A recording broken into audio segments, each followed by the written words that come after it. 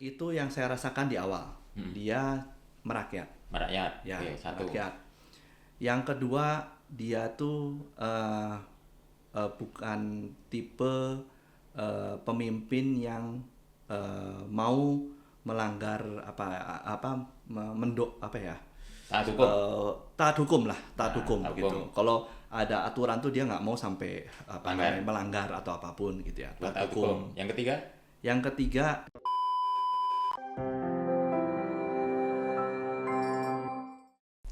Assalamualaikum, selamat siang, selamat berjumpa kembali para pemirsa di podcast RBPR Bandung, Rumah Bersama Pelayan Rakyat. Dan kali ini kita kembali kedatangan seorang tamu yang luar biasa, yang istimewa. Beliau adalah seorang alumni dari universitas ternama di Bandung. Kemudian dia juga dulu aktivis mahasiswa dan sekarang juga aktif di kegiatan masyarakat. Dan siapa dia, siapa beliau, nanti lebih jauh biar beliau menyampaikan di awal podcast kita. Selamat siang, Kang Paulus. selamat siang Pak. Selamat berjumpa, selamat datang di podcast kami, di podcast RBPR Kota Bandung. Terima kasih atas kesempatannya diberikan Iya. kesempatan untuk melakukan podcast. Baik, sebelum kita lanjut membahas dan berbincang-bincang ngobrol santai, silahkan Kang Paulus untuk memperkenalkan diri ke pemirsa. Siapa sebenarnya Kang Paulus ini? Silahkan. Selamat siang, selamat jumpa dengan saya. Nama saya Paulus Wijaya Prananta. Saya saat ini tinggal di Taman Kopo Indah. Saya saat ini juga berusaha di bidang garmen. Oke. Ya. Dan saya juga di daerah situ juga dikenal sebagai ketua RW. Ya, ketua RW saya itu ada di Taman Kopo Indah 3 dan TKI 5. TKI 3 dan TKI 3 Blok D dan TKI 5 gitu. Jadi di situ ada 10 RT dan saya di sana juga menjadi salah satu koordinator dari RW-RW di Taman Kopo gitu. Sehari-harinya saya berusaha di bidang pakaian jadi, produksi pakaian jadi, dan juga saat ini juga masih aktif di dalam kegiatan politis gitu. Baik, itu perkenalan, berarti ini Pak Erwin, Pak Ya. Paulus ya. Baik, Kang Paulus, ini kita berada di sini. Tadi sedikit, Kang Paulus ini adalah aktivis mahasiswa dan juga pernah menjabat ketua Ikatan Alumni Parayan, mungkin gitu ya? Oh bukan, saya sebelumnya menjabat sebagai ketua Ikatan Alumni salah satu SMA di Bandung yang cukup terkenal, yaitu Santo Aloysius. Oh, Santolis, oke. Ya. Baik, kita lanjut berbincang-bincang nih. Konteksnya dalam hal ini kan sebentar lagi Pilpres nih. Ya. Kang Paulus sudah bertekad bulat mendukung pasangan 03 ya? Pasti Pasti. harus menang. Oke. Nah, ini yang pertanyaan pertama, kenapa Kang Paulus mendukung Kang Ganjar dari ketiga calon ini? Kang Ganjar atau Mas Ganjar otomatis dengan cawapresnya. Silakan. Awalnya itu di tahun 2021 saya sudah melihat figur Pak Ganjar ini orang yang cukup merakyat, dan kebetulan pada saat itu saya dan beliau itu masih dalam satu wadah parpol yang sama, Oh iya. partai politik yang sama. PDIP Kita sama-sama berarti? kader ya. Siap. Waktu itu saya sama kader di PDIP. Nah, di tahun 2021 saya juga diajak oleh teman-teman saya yang tergabung dalam relawan Ganjaris 2021 akhir untuk ikut terlibat mendukung gitu. Meskipun pada saat itu pada partai saya waktu itu belum menyatakan secara resmi pendukungannya gitu. Tapi memang karena figurnya beliau, makanya saya ikut mendukung di situ, membangun sel-sel ya, kita buat bangun sel-sel, merekrut relawan-relawan gitu. Terus berlanjut hingga sekarang. Nah, selama perjalanan ini juga muncul juga sel relawan di alumni-alumnian saya di Universitas Katolik Parahyangan gitu. Nama relawannya apa nih? Ganjar Parahyangan. Ganjar Parahyangan. Dulunya saya juga pendiri relawan Parahyangan untuk yang sebelumnya gitu. Jokowi Parjo namanya. Terus dari itu udah mulai banyak yang bertransformasi menjadi Ganjar Parahyangan gitu. Ini logonya. Berarti ini banyak sekali yang bertransformasi ya, baik relawan maupun masyarakat yang dulu dukung Jokowi ini beralih ke Ganjar Pranowo.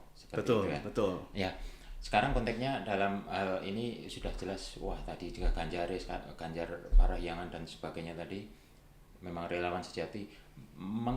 Kalau untuk paslon yang lain ada komen kenapa nggak dipilih untuk 02 atau 01? Kan dulu aktivis juga katanya 98, betul? Betul. Pertama-tama sih saya melihat figur dulu ya, yang pasti figur.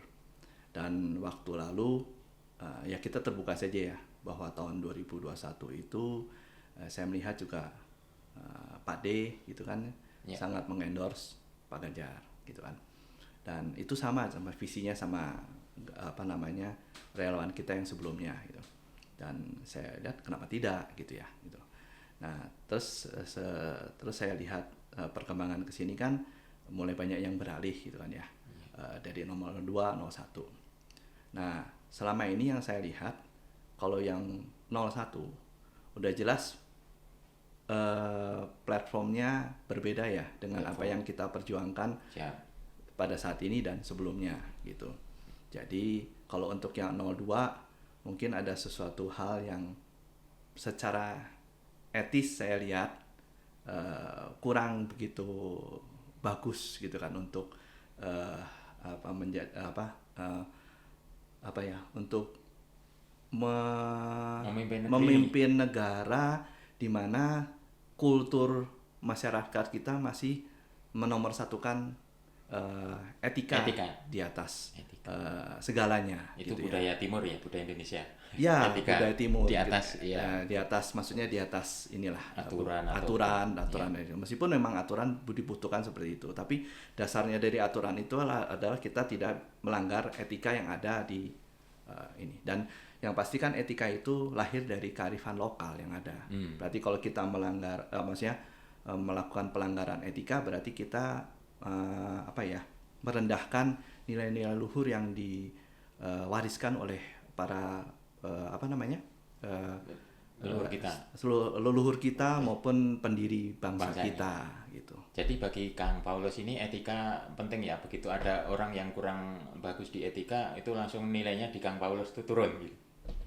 Sepertinya begitu gitu ya. Karena kita kalau melihat figur seseorang kan kita harus mau punya penilaian tertentu kan ya. Saat kita bisa penilaian tertentu untuk apakah ini bisa langgeng nggak? Kalau misalnya persahabatan aja kan kita harus ada cocok-cocokan gitu kan ya. Kan nggak bisa kita dipaksain kan ya. Iya, kalau saya singkat ini untuk pasangan 03 ini. Kalau 3 kata untuk Pak Ganjar apa nih keunggulannya? Yang pertama itu yang saya rasakan di awal. Dia merakyat. Ya, satu. Merakyat. Yang kedua dia tuh bukan tipe pemimpin yang mau melanggar taat hukum gitu. Kalau ada aturan tuh dia nggak mau sampai melanggar atau apapun gitu ya. Taat hukum. Yang ketiga dia masih cukup bersih.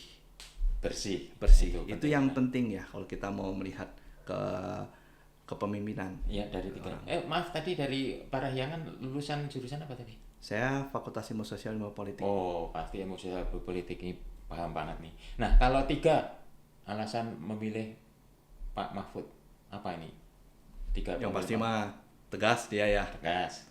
Terus berintegritas.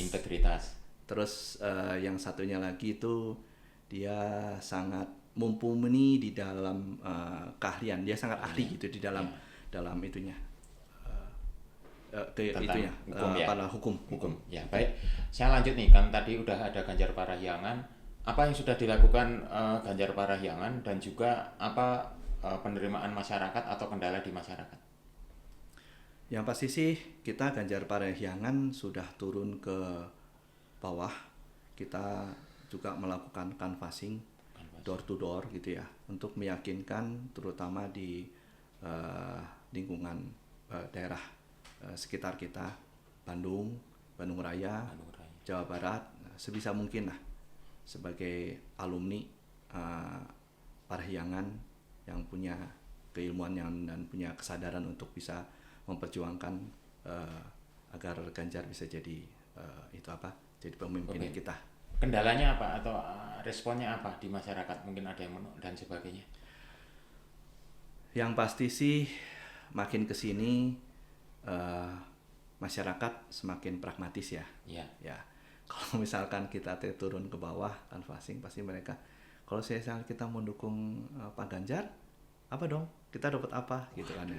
Ya itu perlu penjelasan ya, karena ideologi. Ya, kan harus pasti kalau yang kayak gini-gini kan keinginannya yang berhubungan dengan sembako atau apa gitu. Tapi tentunya Kang Paulus kan akan memberikan edukasi ya? Ya sih, pasti. Ya. Pasti kan kita tidak bisa hanya memberikan secara ideologis ya, karena setiap warga masyarakat di bawah ini kan sehari-hari kehidupan sehari-harinya tidak selalu itu sama ideologi kan gitu. Tapi ada beberapa hal yang mungkin kita harus berikan, kayak ke depan kita ada misalkan KTP Sakti gitu ya. Nggak usah ribet gitu, banyak itu. Terus dari itu ada setiap satu puskesmas di sini, satu desa, satu puskesmas, dan ada satu dokter yang siap tersedia, dan berbagai hal yang program-program Ganjar Mahfud yang bisa kita sampaikan di situ gitu. Ini sedikit tadi kan saya ingat Pak Paulus ini, Pak RW, ada nggak sih dari RW itu tekanan atau arahan khusus misalkan dari kepala desa, ada nggak? Sampai saat ini terus terang belum ada gitu kan. Tapi untuk yang saya dengar juga di beberapa desa lainnya itu adalah semacam bukan penekanan justru, tapi justru iming-iming. Nah, ini yang berbeda gitu kan. Lagi ya itu iming-iming gitu kan, program-program pemerintah dan sebagainya gitu ya, dilancarkan banyak hal gitu tentang pembangunan. Jadi beda ini gitu. Ini lebih susah lagi untuk menampiknya gitu. Oke. Itu berarti nggak semua tempat kabar yang bahwa ada penekanan itu nggak minimal di tempat Kang Paulus ya. Baik Kang Paulus, selain sebagai ketua RW dan juga pengusaha garmen, saya dengar-dengar Kang Paulus ini tahun ini juga mengajukan diri menjadi salah satu caleg. Mungkin bisa diperkenalkan ke pemirsa, dari caleg partai apa, daerah mana, silahkan. Mungkin warganya bisa disosialisasikan, diberitahu. Silahkan Kang. Saya mengajukan diri menjadi calon legislatif di Kota Bandung, Dapil 7, Kecamatan Andir, Cicendo, Sukasari, Sukajadi, dari Partai Perindo, nomor urut 8. Oh, pendukung ini juga ya, pengusung Pak Ganjar. Pengusung Pak Ganjar juga gitu.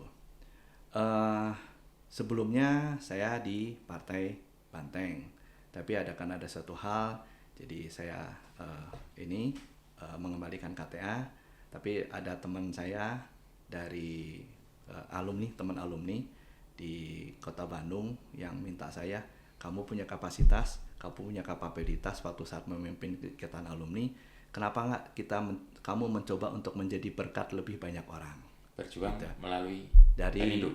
Berjuang melalui Perindo. Kenapa saya mau? Karena Perindo juga mengusung Ganjar Parahyangan. Oke, baik. Ini sangat menarik sekali, dan sebelum kita akhiri podcast kita, Ganjar Mahfud, mungkin Pak Paulus ini mau menyampaikan ke masyarakat khususnya tentang cara memilih capres-cawapres yang terbaik buat kita. Mungkin ada pesan untuk teman-teman, juga untuk Perindo, untuk warganya, atau untuk masyarakat luas. Silakan. Bagi rekan-rekan saya, keluarga Hanitolan, warga saya, dan para calon pemilih saya gitu, saya ingin menyampaikan harapan kepada bapak-bapak, ibu-ibu, saudara-saudara sekalian. Semoga bapak-bapak, ibu-ibu sekalian selalu cerdas dan cermat dalam memilih setiap pemimpin dan wakil rakyat gitu. Dibutuhkan orang per orang yang memang benar-benar berniat untuk membangun bangsa kita dari tingkat yang nasional sampai tingkat yang paling kecil. Nah, itu yang perlu adanya pemimpin-pemimpin wakil-wakil rakyat yang punya kepedulian sosial yang tinggi gitu. Jangan terlena hanya pada makan siang gratis, yang gratis. Nah, itu hanya berupa sumbangan saja. Karena itu sebenarnya hanya bersifat sementara. Yang kita butuhkan itu bagaimana kita membangun akhlak kita, membangun kehidupan kita ke depannya. Itu saja. Jangan dibayar masa depan kita hanya oleh sesuatu hal yang sifatnya sementara saat ini. Itu saja. Baik, demikian perbincangan kita dengan Pak Paulus dan juga pesan beliau. Jadi jangan sampai harga diri kita sebagai rakyat, sebagai bangsa, jangan hanya dihargai dengan uang 100.000, 1 juta untuk 5 tahun ke depan. Karena itu kalau dibagi setahun berarti kalau 100.000 cuma 20.000 per tahun, 20.000 per tahun dibagi 12 per bulan cuma berapa? 1.600, sehari cuma berapa rupiah. Jadi pilih pemimpin yang benar-benar dia bisa memimpin bangsa ini, pilih pemimpin yang secara akhlak, kata Pak Paulus tadi, adalah baik, bersih, jujur, dan jangan lupa kami ingatkan kepada seluruh warga Indonesia yang mempunyai hak pilih untuk berbondong-bondong pada tanggal 14 Februari 2024 menuju TPS masing-masing menggunakan haknya, dan kita pilih sesuai dengan hati kita. Semoga pemilu kita damai, dan terima kasih. Saya Budi BP. Salam 3 jari.